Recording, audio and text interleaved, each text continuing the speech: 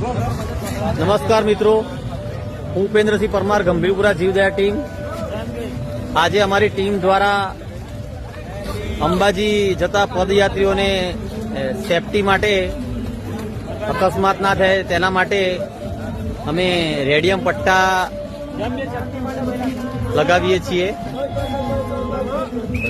એ ભાઈઓ ઉભા રહે સેફટી માટે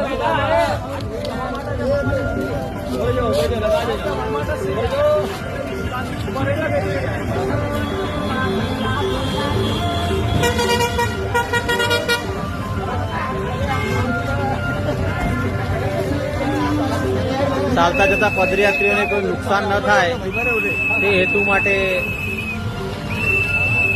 અમારી ટીમ દ્વારા દરેક પદયાત્રીને રેડિયમ પટ્ટા લગાવવાનું કામ ચાલુ છે.